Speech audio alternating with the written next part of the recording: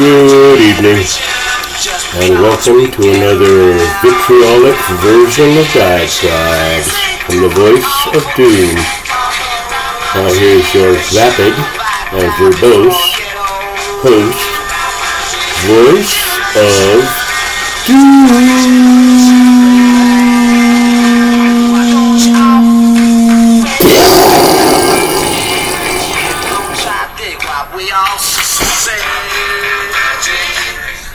Hello, everybody.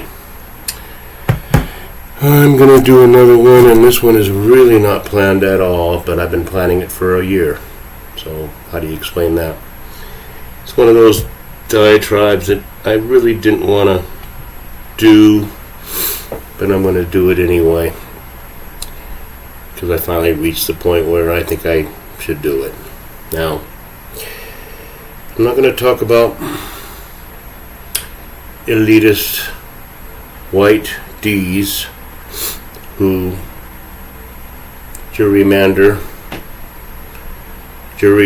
and gerrymander a trial in which they will get off pretty much scot-free. We won't talk of such things. I don't want to talk about ships surrounding Formosa that could cause anything, depending on what happens. I don't want to talk about planes not being shot out of the sky. It's yesterday's mashed potatoes. I don't want to talk about terrorists, old time, old school, old gang terrorists that were shot or blown up in the middle of Kabul when Petri Dish said that they were not going to have terrorists in Afghanistan anymore. I won't talk about that. I'm going to talk about something a little more, let's say innocuous, but I just always wanted to do it, and I didn't want to do it because I know I'd piss off probably 90% of the country. But I'm going to do it anyway. And my subject for today is The Who. So I believe there are 2 surviving members still alive from the original band. And they had a very, very famous song which has stood the test of time for many, many years, called My Generation. Now, what's my generation? Okay. The subject is generations. And I've talked about generational theory and how there are patterns in history through the generation that repeat themselves, and we're in the 4th turning, which is the worst, and it leads to another turning. You can go back into my diatribes if you can find it. I don't even know if I could. That explains that whole thing, and I believe in it. I'm talking about generations. I always wanted to do not a compare and contrast, because everybody's equally bad, but just more of a just a lecture, something that I've wanted to do about the difference in generations. Now that I've reached a certain age, I'm in a position to not understand, but at least to see what's happened in history. Because most of the things that people read about in books, I lived through. And I didn't just ignore it, I knew what was going on. So if you're talking about from the years of, say, 1967 to today, I have a pretty fair grasp. I'm going to talk about generations because I was born, I'm going to tell you right now, let out the secret. I know I look like a spring chicken. I'm not going to show you my neck. But I was born in 1959. And I have a few friends that were born around the same time. And most of them are a little bit older, but not much. I mean, we were all born between 58, 59, 57, whatever. And we're of a certain generation, and the generation is the tail end, the bringing up the rear of the baby boom generation. So we are boomers, but we're kind of on the cusp. I've talked to most of my friends, and we're all very glad that we were born when we were born, even though the TikTokers and the schmickschmockers are all in their late teens and early 20s, and they have their whole life ahead of them. That's sarcasm. I'm glad I was born in 1959, and I'll tell you why. I was born at a time when we had a simpler way of life. We had horses and buggies. My mom used to churn butter in the kitchen to get ready for dinner. And on special occasions, she'd bring home from the poultry, the poultice, a goose or something that she would have to defeather and skin and degut and make a very nice holiday meal. I lived in simpler times when there was only 3 channels on the television set, and there was one extra channel that was always fuzzy. And I'm glad I grew up in that era, because I listened to my parents' records, and my dad was a musician, but he was not particularly into music as far as listening to it for enjoyment. His idea of music was, I do the entertaining, not interested in all this other stuff. The only reason I listen to other music is to learn songs so I can play it and wow the crowd. So I grew up with Patti Page. I grew up with Frank Sinatra, Louis Armstrong, Bing Crosby.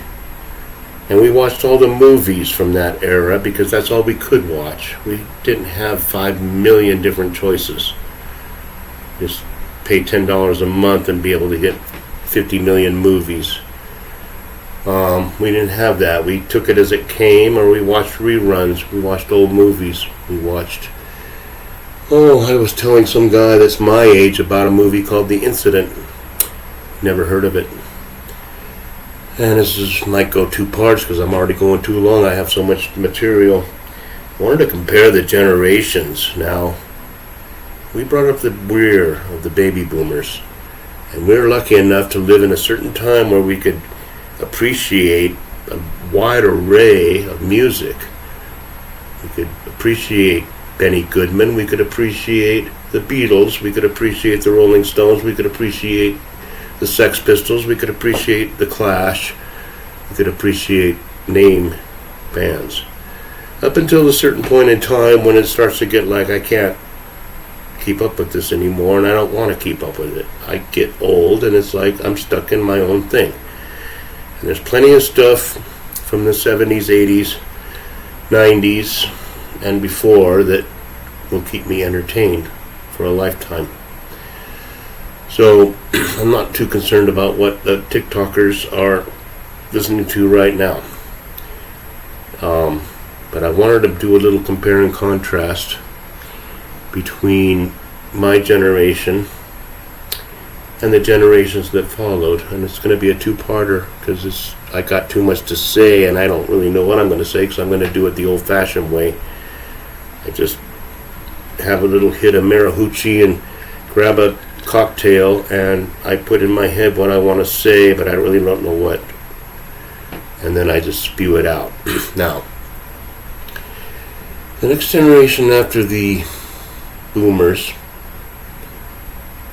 well, maybe I should talk about the boomers first, because they're not going to get off scot-free. I don't care if that's my generation. They are not going to get off scot-free. The boomers are the most spoiled generation in the history of, well, the solar system for sure, but possibly the galaxy. They are the most spoiled generation ever. People have fought wars. They have dumped trillions and trillions of dollars into the military-industrial complex in order to make life for the boomers very comfortable.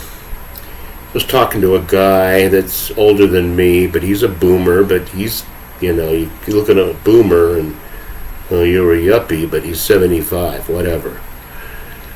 We were talking about how lucky the boomers were that they could if they played their cards right, they could buy a house for $25,000 and sell it for $550,000 very easily.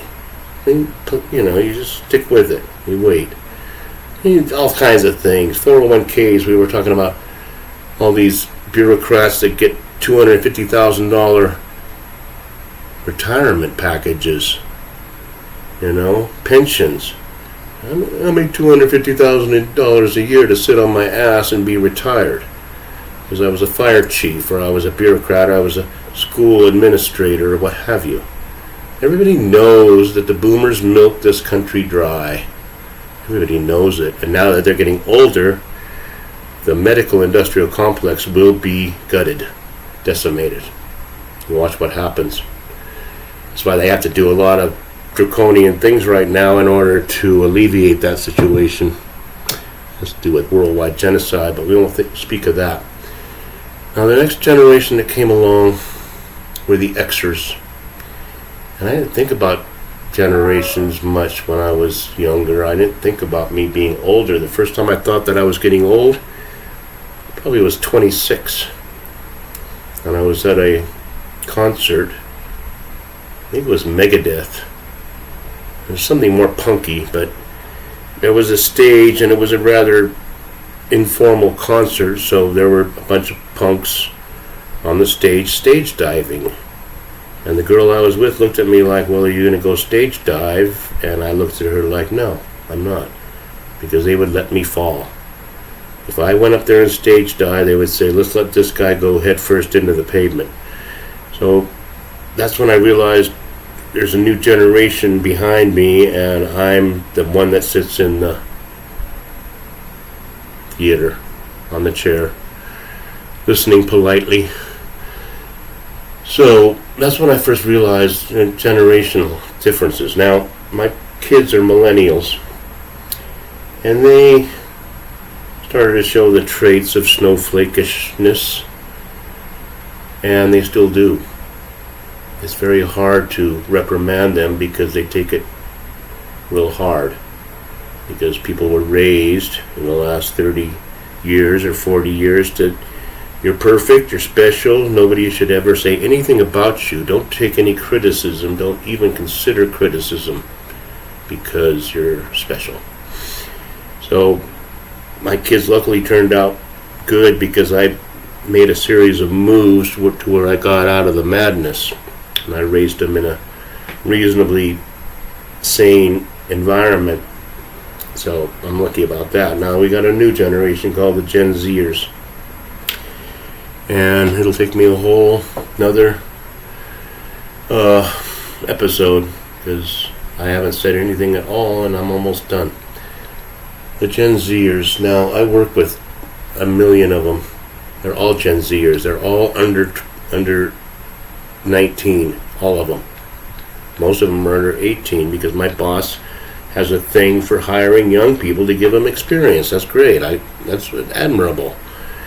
But after a year of working with them, there are differences. And the difference is I can't say anything about how their work patterns or their work ethic. They have a good work ethic. They're just the way they work. And I am going to get more in depth in my next one because I can see that it's just, this is an introduction. This is an introductory thing. Because it's too big a subject because I got a lot to say about these Zers. Never mind TikTok, just the people you deal with. It has to do with phones. It has to do with what work is to certain people. To me, work was you work your ass off to give yourself 5 minutes of time so you can go down into the alley and have a couple hits of marijuana with your buddies so you can go back up and work your ass off again. That was my pattern when I was in my teens and my early 20s. That was, you're responsible. I want to get my work done in the best way possible so that I have 5 minutes to go smoke. And we did a good job. Now the Zers don't smoke marijuana every 5 minutes because they have these vapes. I don't know what's in them, but it could be almost anything. But that was how we did it. Now I watch how my co-workers work, and they will do the bare minimum very well. And these people are not dumb. Not dumb at all. And they're good people. And they're very polite, and they look good too. They don't look like TikTokers. This is Northern Nevada. They look like, Ivy League types. They're very intelligent, but it's hard to work with them because I can't say anything. You understand? And I'm going to leave it there because I don't like to go too long, and I have way more to say about how those people are and how every generation has their own identity of idiocy, including my generation. So I'm not exempt. And I'm going to continue this because I'm going to leave it there. It's kind of a big subject. I really think I could go on and on about this. So we'll leave this one alone, and I'll do one more, and then we'll make it a two-parter. Okay, I'll see you on the next episode.